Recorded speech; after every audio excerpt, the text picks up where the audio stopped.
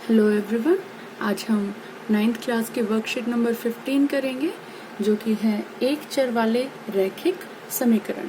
हम लोगों ने अभी तक एक चर वाले रैखिक व्यंजक पढ़े थे और आप जानते हैं रैखिक व्यंजक जो एक चर वाले होते हैं उनके अंदर हमारे जो चर होगा x या फिर y जो भी हमें गिवन होगा उसकी जो पावर होगी या उसकी घात जो होगी वो क्या होगी, एक होगी। तभी वो क्या होंगे, एक चर वाले रैखिक व्यंजक कहलाएंगे। इसके बाद हमारे पास अगर हम उन एक चर वाले रैखिक व्यंजकों को एक दूसरे के बराबर में रख दें, अगर एक दूसरे के बराबर में हम रख दें तो वो उन रैखिक व्यंजकों को क्या बना देता है, रैखिक समीकरण बना देता है, रैखिक समीकरण।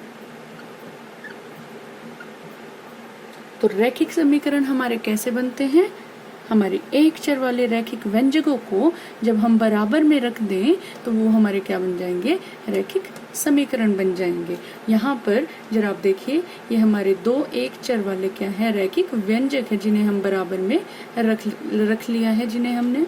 तो यहाँ हम देख सकते हैं कि हमारा जो दाएं हाथ की तरफ जो पार्ट होगा, ये जो पार्ट है इसे हम क्या कहेंगे, दायां पक्ष हम बोल देंगे, और जो हमारे बाएं हाथ की तरफ जो होगा उसे हम क्या बोल देंगे, बायां पक्ष।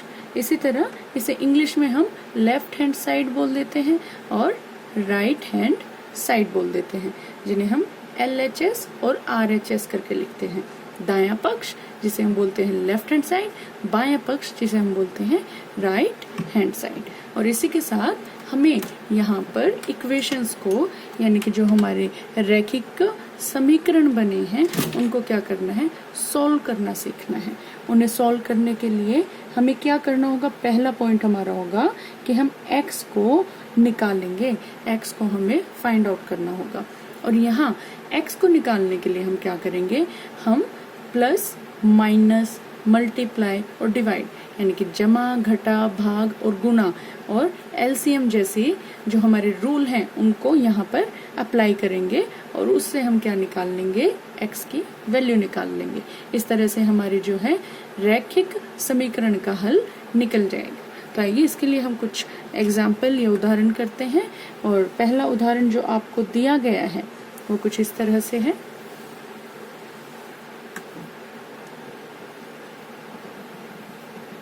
आपको दिया गया है 2x है, जमा में 9 है और बराबर 4। और जो दूसरा दिया गया है वो है x बटे 3 जमा 5 बटे 2 और बराबर में दिया है घटा 3 बटे 2। जरा देखिए हम कैसे सॉल्व करेंगे, कैसे इसे हल करेंगे। हमें हल करने के लिए क्या करना है, x को निकालना है। तो x को निकालने के लिए हम क्या करें, जो x की टर्म होंगी उनको एक तरफ ले लेंगे। x की जो भी हमारे वो चर वाली संख्याएं होंगी उनको हम क्या करेंगे, एक तरफ ले लेंगे, और जो नंबर वाली संख्याएं होंगी उनको एक तरफ ले लेंगे। इस क्वेश्चन में देखिए, जब हमारा 2x है उसको हम बराबर इधर आ जाएगा और 9 को हम क्या करेंगे, राइट हैंड साइड में ले जाएंगे। तो यहाँ क्या होगा 4, और ये जो 9 है हमारा यहाँ जमा में दिया गया है, तो यहाँ आकर ये क्या होगा, माइनस के 9 हो जाएगा। अब देखिए जरा, 2x किसके बराबर हो जाएगा, जब आप इनको घटा करेंगे तो ये क्या बनेगा, यहाँ पर आपका 5 आ जाएगा। लेकिन 5 के सामने आप साइन क्या लगाएंगे, प्लस लगाएंगे या माइनस, जमा या घटा। जब आपके बड़े वाली संख्या के सामने क्या है, माइनस है, तो आप क्या लगा देंगे, यहाँ माइनस ही लगा देंगे। अब निकालना तो आपको x है, तो x रख लेंगे, और जो x के गुणा में 2 है वो बराबर के दूसरी तरफ जाकर क्या हो जाएगा, वो उसके भाग में चला जाएगा। तो यहाँ पर x किसके बराबर आ गया, -5 बटे 2 के बराबर आपका आ गया। ऐसे ही नंबर 2 जो सवाल आपको दिया है, देखिए यहाँ पर आप x वाली जो संख्या है उसको एक तरफ रख लें और बिना x यानी कि नंबर वाली जो संख्या है उसको दूसरी तरफ ले जाएं। जब ये माइनस है तो ये माइनस के प्लस है, तो यहाँ जाकर ये माइनस के 5 बटे 2 हो जाएगा। अब यहाँ से हम इसे सॉल्व करें तो हमें x की वैल्यू निकालनी है, तो यहाँ पर हम देख सकते हैं, हम एलसीएम निकाल सकते हैं। यहाँ अपॉन में 2 आ जाएगा और जब इसे सॉल्व करेंगे तो -3 और ये -5 होगा। अब यहाँ देखें x/3 जो है वो किसके बराबर हुआ, यहाँ क्या आंसर आएगा आपका, -2/2 आ गया। जब -2/2 आया तो 2 से 2 तो भाग हो जाएगा, भाग होगा तो ये -1 उत्तर आएगा। जब ये -1 आया तो आप क्या करेंगे, ये बन गया x/3 बराबर -1। अब जो यहाँ गुना में है वो वहां जाकर क्या बन जाएगा, वो जो यहाँ भाग में है वो वहां जाकर क्या होगा, बराबर के दूसरी तरफ जाकर गुणा में आ जाएगा। तो हम वही करेंगे, 3 को हम यहाँ ले जाएंगे तो ये क्या बन जाएगा, x बराबर -1 और गुणा में 3 हो जाएगा। और जब इसको गुना करेंगे तो -3 आएगा और ये क्या बन गया, x बराबर है -3। तो ये हमारा जो है इन दोनों समीकरण का, जो हमारे एक चर वाले रैखिक समीकरण है, इनका हमारे पास सॉल्यूशन आ गया, इसका हल निकाल लिया। इसी तरह से हमारे पास कुछ और क्वेश्चन दिए गए हैं वर्कशीट में जो हमें खुद सॉल्व करने हैं, तो आइए हम उनको सॉल्व करेंगे। देखिए पहला जो क्वेश्चन दिया है 7x - 9 बराबर में क्या दिया है, 16 दिया है। दूसरा दिया है 5x = 9 और बराबर में 5 + 3x। अब x वाली संख्या को एक तरफ करेंगे तो ये क्या होगा, 7x और बराबर 16। अब यहाँ 9 जो है माइनस का है तो यहाँ जाकर क्या होगा, प्लस का 9 हो जाएगा।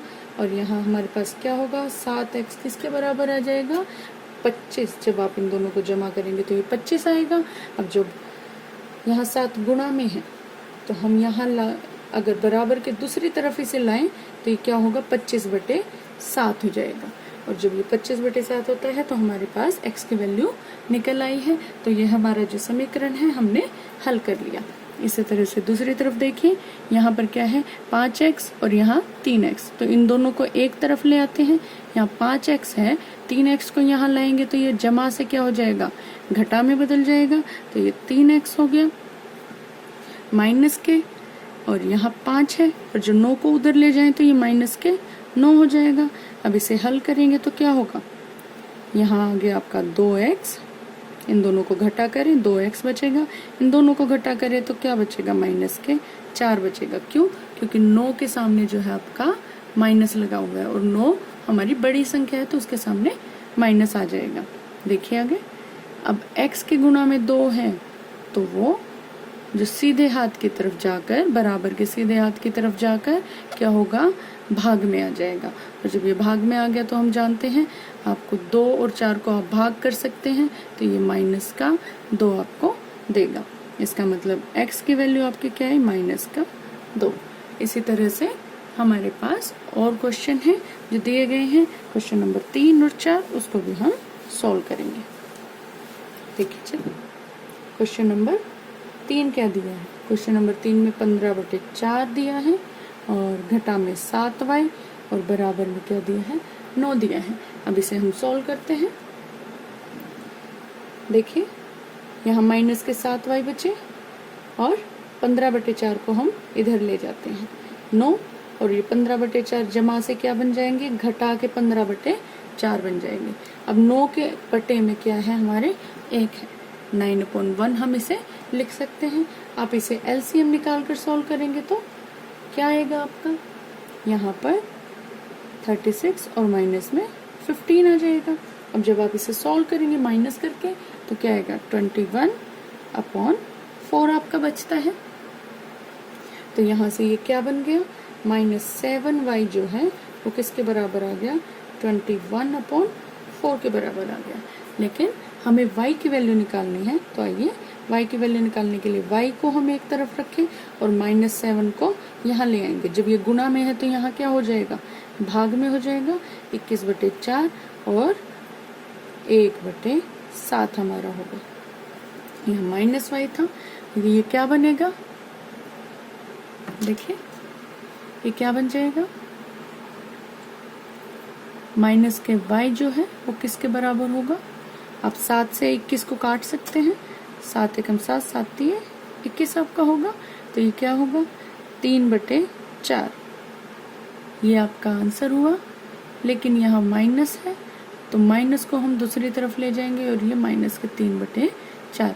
ये आपका तीसरा क्वेश्चन सॉल्व हो गया और ये आपका y जो है वो निकल गया। उसके बाद आपके पास फोर्थ क्वेश्चन जो दिया है वो देखते हैं। फोर्थ क्वेश्चन में क्या दिया गया है, देखिए फोर्थ क्वेश्चन में आपको दिया है x/2, उसके घटा जमा में दिया है 7/2 और बराबर में दिया है 9/2। तो x वाली जो संख्या है उसको एक तरफ रखें और इसे जो नंबर वाली संख्या है 7/2 उसे हम दूसरी तरफ ले जाएंगे और वो जमा से क्या बन जाएगी, घटा की संख्या बन जाएगी। जरा देखें, इनको हम एलसीएम निकाल कर सोल्व करते हैं। बटे में 2 और 9 घटा 7। जब 9 घटा 7 आप करेंगे तो क्या होगा, आपके पास 2 जो है उत्तर में आएगा और बटे में क्या बचेगा, 2 ही बचेगा। जब आप इनको काट देंगे, भाग करेंगे तो क्या आएगा, 1 आ जाएगा। इसका मतलब क्या हुआ कि x/2 जो है वो किसके बराबर आ गया, 1 के बराबर आ गया। लेकिन हमें तो x की वैल्यू निकालनी है तो 2 को हम यहाँ पर ले जाएंगे, भाग से गुना में ले जाएंगे। तो ये क्या देगा आपको, ये देगा x जो है वो बराबर हो गया 1 गुणा 2। वो भाग से क्या हो गया, गुना में चला गया। और जब ये हम सॉल्व करेंगे तो x बराबर 2 हमारा जो है आंसर आ जाएगा। इस तरह से आपकी वर्कशीट नंबर जो 15 है वो कंप्लीट होती है और आप लोग इसे अच्छे से समझ गए होंगे, मैं आशा करती हूँ। Please like, share and subscribe.